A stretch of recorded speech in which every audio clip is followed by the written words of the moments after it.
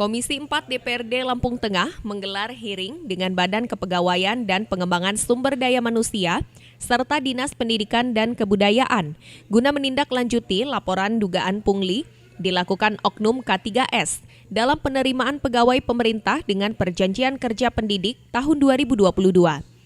Komisi 4 menanyakan data honorer di Kabupaten Lampung Tengah secara keseluruhan kepada BKPSDM dan mekanisme pendaftaran P3K serta formasi penerimaannya. Anggota Komisi 4 DPRD Lampung Tengah, Ikadek Asia Nafiri menjelaskan, pungli masih dalam dugaan sehingga harus dicari kebenarannya. Hasil hearing dengan K3S sebelumnya, Komisi 4 memberikan waktu 2 hari agar oknum pungli dapat mengembalikan uang tersebut kepada korban. Jika dalam waktu yang telah ditentukan tidak dikembalikan, maka Komisi 4 akan melibatkan aparat penegak hukum. Kadek Asia Nafiri menambahkan, tahun 2021 penerimaan P3K, data dari BKPSDM, jumlah tenaga honorer sebanyak 4.640, sedangkan jumlah calon P3K khusus tenaga kependidikan tahun 2022 sebanyak 6.402 terdaftar di Dapodik, sehingga ada selisih jumlah yang sangat signifikan dalam 1 tahun. Sedangkan syarat pendaftaran P3K adalah minimal 1 tahun bekerja. Untuk itu, Komisi 4 akan menelusuri melalui data-data tersebut, serta akan mencari tahu bagaimana mereka masuk honorer layak kategori 2 tersebut. Hal ini dilakukan untuk memperjuangkan hak para honorer yang telah mengabdi selama belasan tahun. Di sini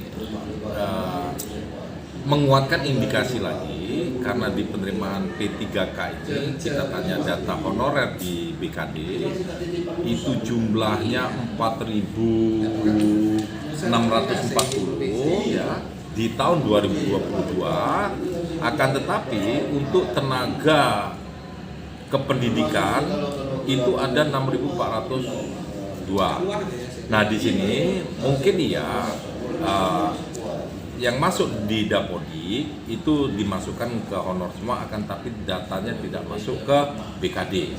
Nah, yang kita nggak habis pikir juga, sementara formasi itu kan yang mendapatkan BKD. Gitu.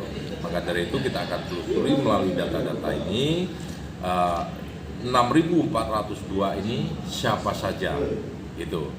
Kok bertambahnya signifikan sekali seperti itu. Sementara di tahun 2021 per Oktober ini yang mendaftar menjadi P3K itu hanya 3.715 itu dari tenaga kependidikan. Kenapa kami bertindak seperti ini? Ini kan kasihan sekali honorer kita yang sisa-sisa K2 yang tertinggal dulu ini kan mengabdi sudah 10-15 tahun. Mereka hanya kalah di IT aja.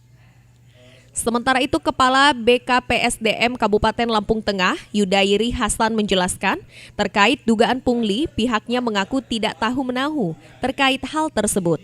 Pihaknya juga mendukung langkah Komisi 4 untuk mengusut tuntas oknum yang melakukan pungli.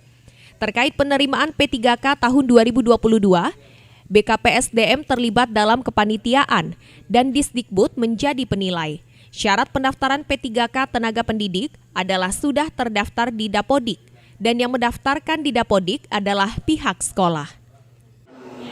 Ditujukan untuk pengangkatan pegawai honorer untuk P3K, tetapi untuk memvalidkan data yang ada di kabupaten kota, provinsi, disesuaikan dengan anggaran yang disediakan oleh pemerintah kabupaten kota dan provinsi masing-masing.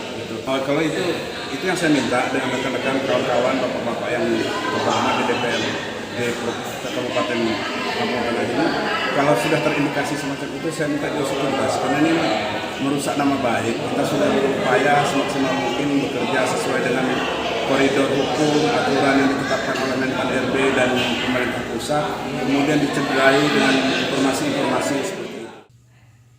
Dari Lampung Tengah, Tika Sudarlis melaporkan.